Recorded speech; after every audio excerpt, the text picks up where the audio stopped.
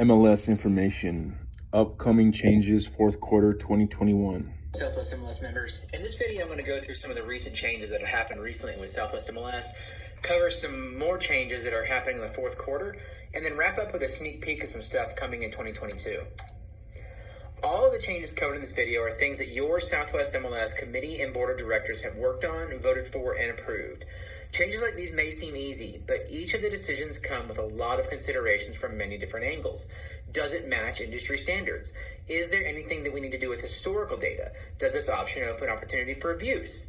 Is this something the MLS should be doing, or is it a responsibility of the broker? How does this decision affect big brokers, small brokers, property managers, investors, appraisers, data vendors, data consumers, home buyers, home sellers, and anyone else in the real estate industry?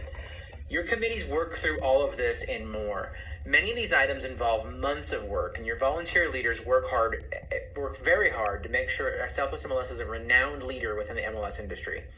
So next time you see one of our amazing volunteers, thank them. Or, even better, become one. Sign-ups for 2022 committees are open now. Check your emails and the blog on gar.com for more information. I'm going to cover all of these in more detail in a bit, but here's just a quick overview of the items that we're going to cover that happened already or is on the roadmap in the near future.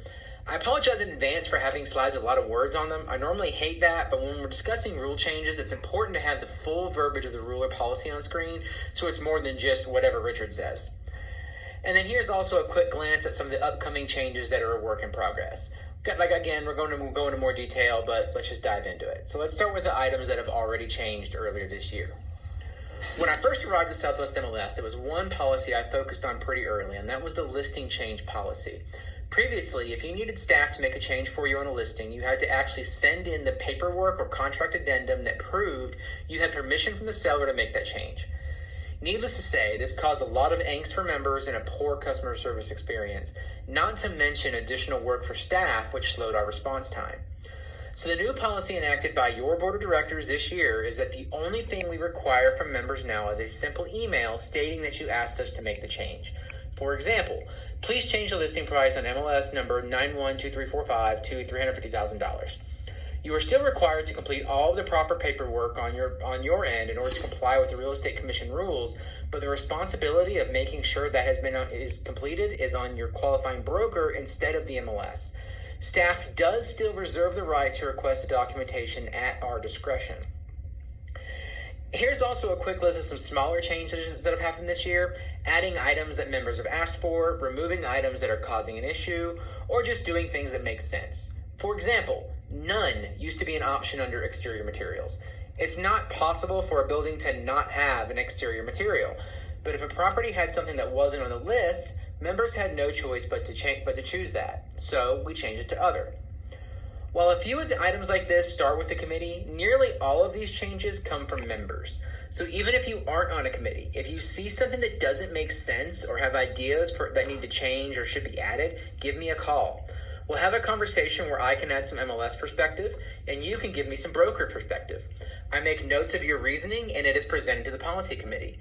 If there's some reason that an idea can't or won't happen, or if it's been discussed before, I can explain why. Every actionable idea, even if it comes from only one person, goes on our list to be reviewed with the committees. Next, let's cover a few things that went into effect on September 1st. First, the fines for clear cooperation have drastically increased. The first violation is $500, the second violation is $1,000, and the third violation is $5,000 and a loss of MLS privileges for 30 days.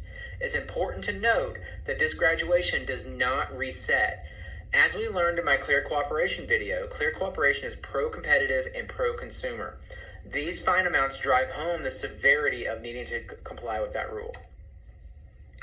Also, the definition of active was changed, so that if a listing is active, it must be available for showings. It is no longer allowable to have do not show or temporarily off-market conditions while in active status. If you want to put a property on the MLS on a Wednesday, but are not going to start showings until after an open house on Saturday, you should have the listing incoming soon, no showing status until Saturday. Otherwise, you will be forced to move the listing to withdrawn. One other relatively minor change is that all SWMLS staff emails have changed as we work to brand Southwest MLS. In all cases, the email stayed the same except for the domain was changed from gar.com to SWMLS.com. The one exception to this is that MLS at gar.com was changed to support at SWMLS.com. For now, emails sent to the old at gar.com addresses will still forward to the new emails, but this will not be true forever. So update your address books now. Also, make sure to keep an eye on SWMLS.com as we build out the site with more information and training for you. Right now, the products and support pages have all already been updated with the contact information for all of our vendor products, including some that have after hours and weekend support, such as Showing Time and Instanet. If you're having trouble with one of these products, you can check there first for FAQs and contact information and hours of operation. Next, let's cover... Okay, I'm ending it at 5 minutes, 39 seconds.